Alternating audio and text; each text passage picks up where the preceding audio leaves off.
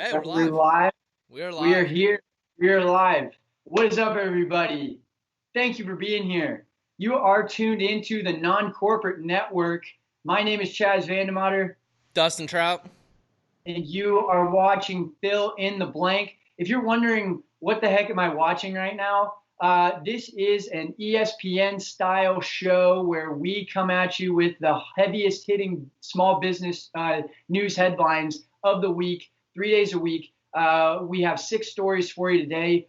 Me and Dustin are going to spend about 3 minutes debating each one of these stories, talking about implications on small business and what the future holds. So I am excited to get into it. Dustin, do you have anything you want to add before we jump into our first story? No, I think let's just start bringing the news and get our debate on. Let's bring it, baby. If you're watching this, you better be an entrepreneur. You better have a side hustle. We want to support you. And if you have any questions as we go through this, drop them in the comments. And if you have any topics you want us to discuss next time, happy to do it. So reach out to us with those ideas. But without further ado, looking at our first story, CNBC reported that there is an influx of small businesses applying for the Triple P loans. 2.2 million Triple P loans were accepted for $175 billion this past week. The week before, they had only accepted about a million of those, but it was for $475 billion. So the loan amounts are coming down, average of about $79,000 per loan this last week. And it comes at a good time. They've been surveying small business owners for the last 3 months. And as of last week, small business owners as a whole, almost 40% of small business owners said they cannot last another month without opening their stores back up and getting back to normal business. So obviously a big deal. Obviously, we talked about the Triple P. It's very topical right now. Dustin, what are your thoughts on the sentiment of small businesses as a whole in the United States? And how do you think that the loans are progressing? Yeah, I think everyone's getting restless. I mean, on the data side of things, I mean, it all makes sense. If people have been polled the last 3 months, and 3 months ago they're saying, yeah, I can make it 3 months. We're now at that 3 month mark, and maybe they can't make it another month. I mean, it's cool that we're getting the stimulus. It'd be interesting to see what companies get it, as long as they're not the huge businesses. But I think it comes at a good time. I mean, here in Arizona, obviously the state is opening back up. But I mean, seeing the restlessness, I mean, there are business owners that are speaking out. I mean, restaurant owners that are speaking out. I mean, just saying, hey, let's get back on track. I mean, it comes down to you either open back up or you're closed forever and have to figure it out. And so, I mean, I think the loans are good to get us through. I personally kind of hope that this is the last round and the economy kind of kicks back up on its own. And that'll be it. I mean, we can only go into debt so much before we default and further implications happen. But I mean, based off of the data, I think the loans are great. As it's a nice little jolt as we head back into a growing economy again. What are your thoughts?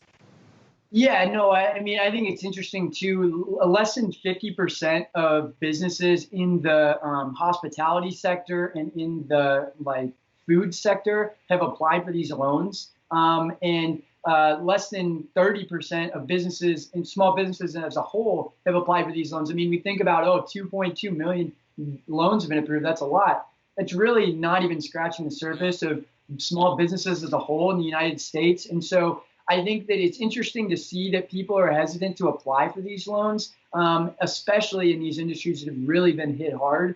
And I think like the small business loans in just government grants as a whole is like applying for a college scholarship. So many different options out there, and so I think people are just so hesitant because they're got this information overload. So I urge you guys, if you're small business, do your research, look and see if you qualify for something, and just go ahead and apply. First Arizona is a great place to look, or I think it's Arizona Local. They've got a lot of resources, so check them out. But yeah, I mean, there's a lot out there. The supply is not necessarily diminished. I mean, they've got we got like $1 trillion to spend here, So if you need it, then apply for it. Yeah, and there's someone that we know that actually helps with it. So I mean, we can drop the link to his Facebook or whatever. You can shoot him a message. But I mean, part of it might be just it's a daunting process, or it might seem daunting, and so it just might need some hand holding. So I mean, we could drop a link to allow you to reach out to someone that'll help you through it. So. Yeah, absolutely. Absolutely. Moving on to our next story, a company called Zello, not to be confused with Zell or Zoom or any of these other, or Zillow, but Zello has come out with a walkie-talkie technology to facilitate remote team communication. I think this is interesting. I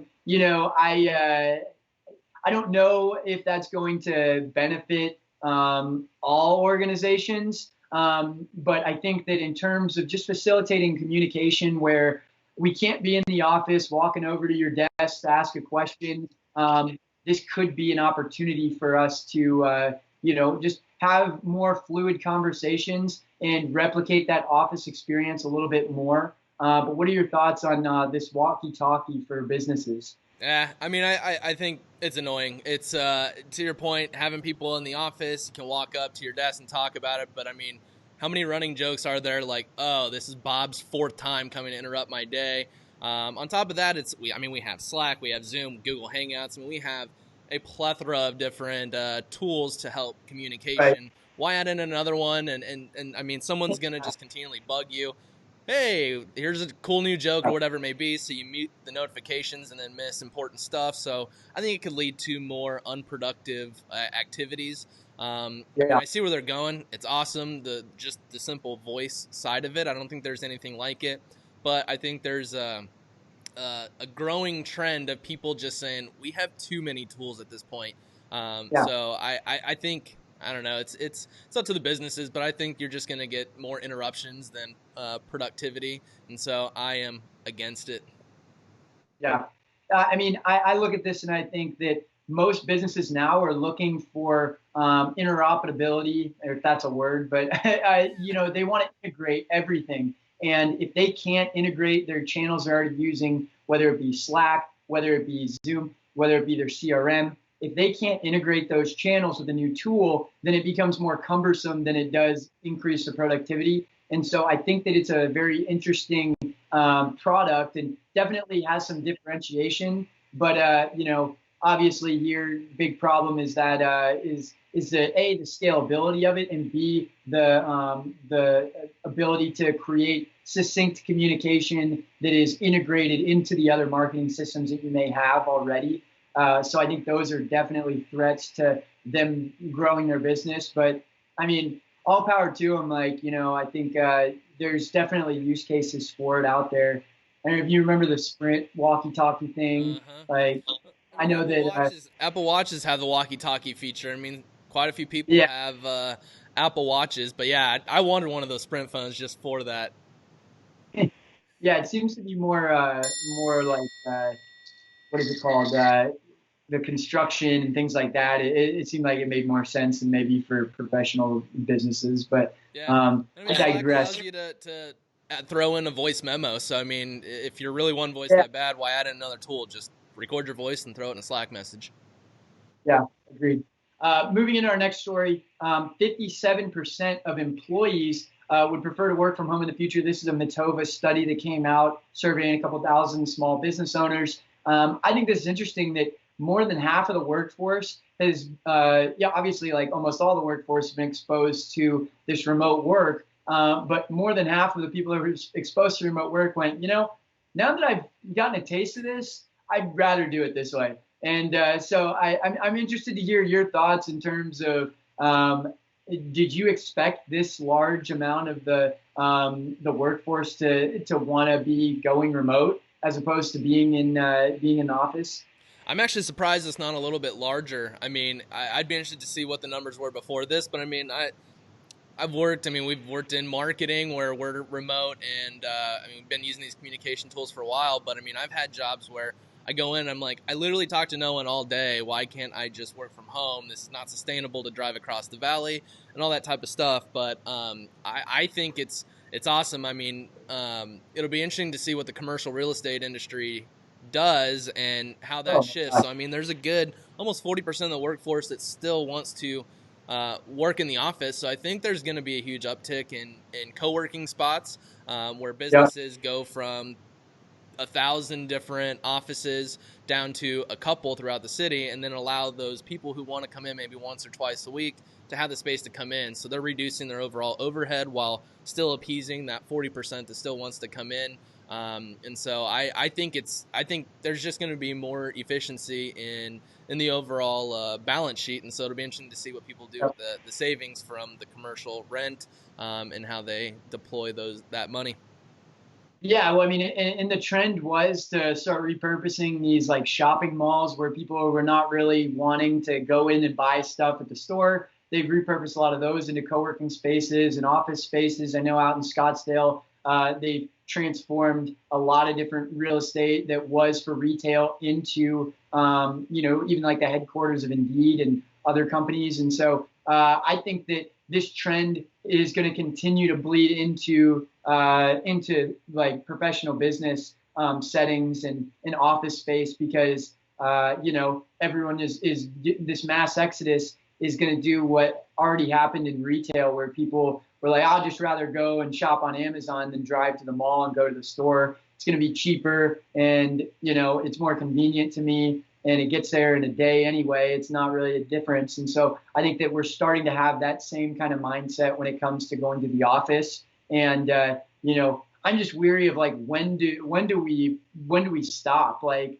I don't want to live my whole life in my house. So it's like at what point is it going to be this turnaround where it starts to be, oh, I want to get back out into society. I want to be around other people. I mean, it'll be interesting to see what happens. But I know this coronavirus spike has caused us to really, start thinking that way. Well, even though you're not working in the office, you can work from coffee shops, little restaurants. It'll be interesting to see how brick and mortar locations kind of innovate to allow people to come in and work there. I mean, it could create a whole new industry or a new revenue source for brick and mortar. So it'll be interesting to see what happens. Yeah. I hear you. I hear you. Do you want to run mid roll real quick, and then we'll Cool. get into our last three? Yeah. So, Advantage. I mean, we've been talking about them quite a bit in the last couple episodes. They're our first sponsors, so they take a little piece of our heart. But I mean, as we've been talking, there's extra time in people's lives, extra time within businesses, unfilled capacity, and so they've created a platform where you can basically trade your time with other businesses. So, example I keep Yeah. using, we're a marketing agency. If we need accounting help and there's an accountant that needs marketing help, we could trade our services. No one's trading any financials or monetary value, but just taking our extra time if we have a couple extra hours in the week or the month, whatever it may be. And so if you have a little extra time and needing help with your business, definitely check out Advantage. I mean, Chaz. Yeah, and Yeah. people are already doing it. I mean, as an entrepreneur, like we always are networking and meeting new people and offering trades and services under the table anyway. So why not attach a currency to that where you can have a bigger network of people to work with? So I love their idea, and thank you guys for your support of us, and we're looking forward to continuing to speak highly of you. Do you want to get into our next story now? Yep, let's make it happen. So Q1 numbers came out from publishers. Overall CPM, so the cost to reach 1,000 people, has gone down about 27% on the advertising side. What's interesting is social has only gone down. So Facebook ads, Instagram ads have only gone down about 7%. So people have kind of maintained their budgets there a bit. But one really interesting fact is that connected TV is 42% more efficient. So the cost there has gone down about 42%. So people are consuming more TV at their house. I mean, cord cutters are watching more. So, I mean, this is connected TV is that Sling TV, Amazon, Hulu, all that type of stuff. And you can programmatically throw your ads in front of them. And so before this, I mean, we were running some ads and looking at $40 to reach 1,000 people on TV. I mean, with that reduction, you're looking at about $25 now. And so it's literally the same cost as Facebook ads. So, I mean, you could hyper target, you could retarget your website visitors and serve them TV ads.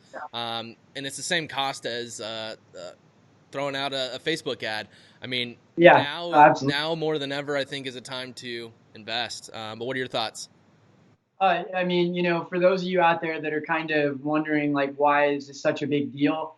The big thing to notice here is that when you talk about TV advertising, you're paying a lump sum for X amount of spots on any given network, any given show. And so you don't know how many viewers are going to be watching. All you know is that, okay, ESPN has this type of demographic and this type of person watches ESPN, so I'm going to put my ad in front of them.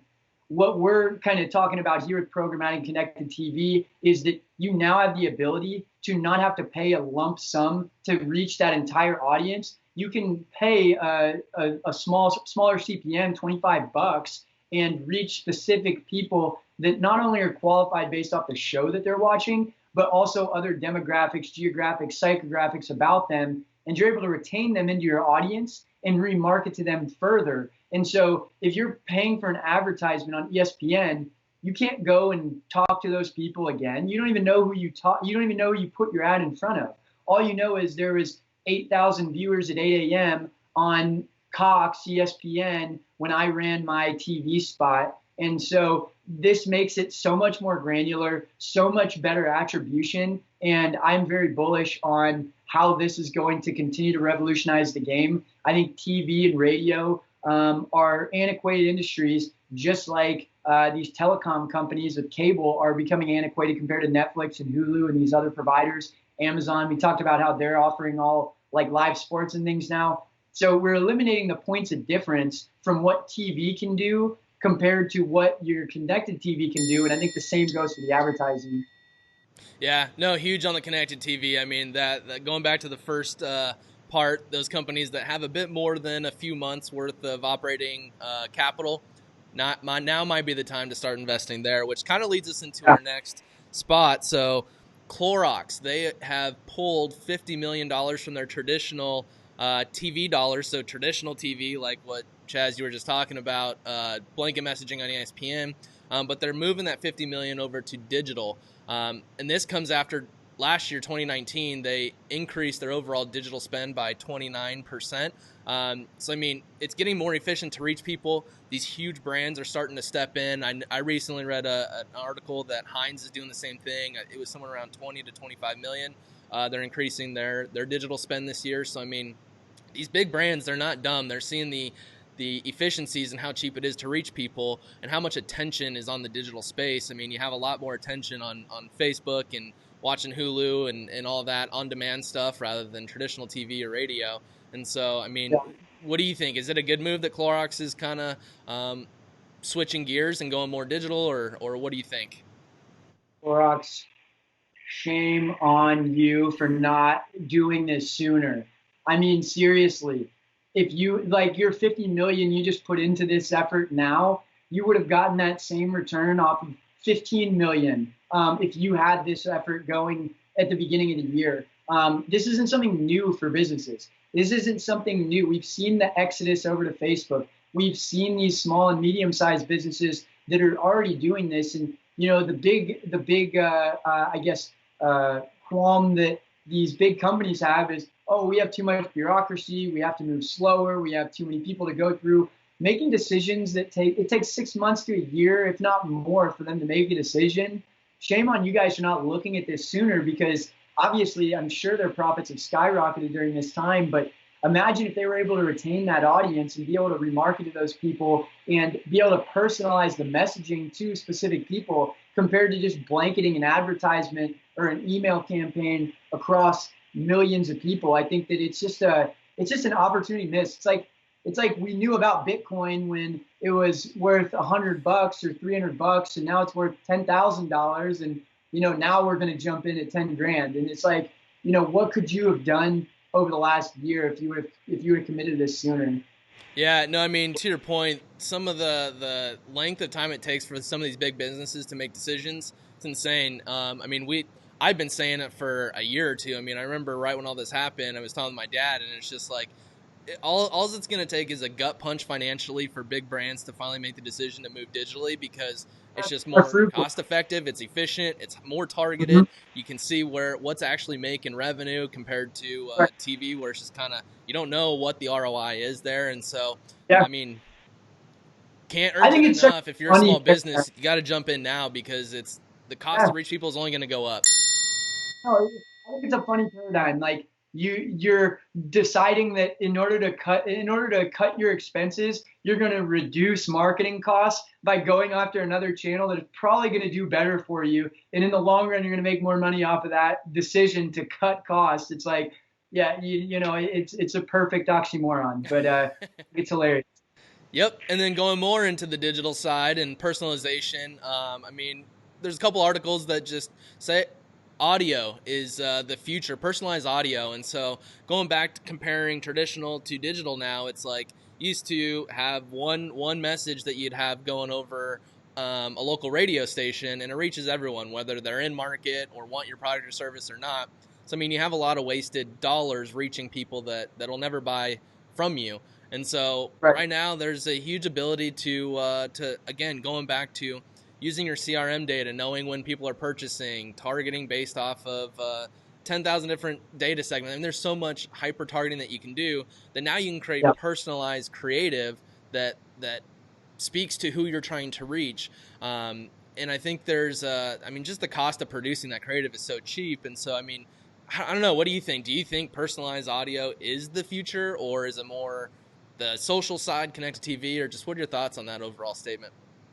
Yeah, I mean, in this marketing story, it talks about how there's uh, there's 4% of advertising is remembered positively, 7% is remembered negatively, and 89% isn't remembered at all. And so, how can you cut through the noise when we're in this instant gratification society, this quick moving, multitasking society? How can you cut through the noise and stand out? I think that if Samuel L. Jackson is saying, hey, Chaz, you need to buy this product. It's on sale right now. Like, I'm going to remember that. And so I think that, you know, what Siri is doing, what Amazon and Alexa are doing, what Google Home is doing, I think these are all really great ways to further personalize the messaging and use other targeting data to bake into how personalized they can get something. But my big reservation here is that we've already had this huge, like Mark Zuckerberg got sent to Congress and indicted over this whole data privacy thing with the swaying of the elections and just sharing data about your interests on Facebook. Having a transcript of every conversation that I have is much more risque to me than knowing that I'm interested in basketball on Facebook. So I think that, you know, before we start getting too bullish and pouring money into this, especially from a business standpoint, we need to be a little bit more responsible in terms of coming up with policies that are going to allow us to not make the same mistakes that we just made with Facebook and these other data privacy issues. I think that it's a huge risk that we're running, especially with Apple and Google and Facebook and all these companies making hardware and being at the forefront. Like, we need to take a step back and make some rules before we just go all steam ahead on this. Yeah, I mean that's up to lawmakers, that's up to the publishers to figure out those rules. In the meantime, I think it's there at your fingertips. I mean, why not use it now and get some of that brand penetration? I mean, going back to a vast majority of people don't remember the advertisements because it's not personalized. You don't remember Right. people that aren't speaking to you, and so if you can make it more personalized, I think there'll be a huge uptick in those people that remember on a positive note. And so I'm all for it. I mean, we're putting the pedal to the metal there, so maybe we can do a recap on what that looks like and see what the lawmakers do. Yeah, no, it'll be interesting to see. But, you know, I think these are all growing trends. And hopefully, small business owners, entrepreneurs out there, hopefully you learned something. Hopefully you heard about something today that maybe you hadn't heard about before. So we really appreciate you guys listening. And hopefully you're getting some value out of our conversation. And if you have ideas of stories that you'd like for us to discuss, if you have questions that you'd like to ask us, then we'd be happy to answer those. Please send them in. You can check us out at Fill in the Blank on Facebook, the Non-Corporate Network. We will be publishing all of these as podcasts, so we'll start to do a little bit more marketing on this front. But for our day one supporters, thank you guys so much. Thank you, Avantage, for your support of what we got going on here. And you know, get out there, get hustling, find opportunities. John D. Rockefeller made all his money during their recession. So, do you have anything you want to add, Dustin? No, I mean, we'll be finishing up the website, Facebook group, and start posting all the full episodes and the clips. So much more that you can kind of look back on and stuff like that. So excited to get that going. Should be end of week or early next week. So rocking and rolling. Hey, win some arguments with your friends using the statistics that we cite in here, man. You know, that's what we want. But again, you're watching the Non-Corporate Network. This is Fill in the Blank. We'll be back on Friday about 8:30. But again, my name's Chaz Vandemotter. Dustin Trout. Thank you guys for being with us. We truly appreciate you. Yeah, that's all she wrote. Yeah, that's all she wrote. See you Friday, guys. Peace.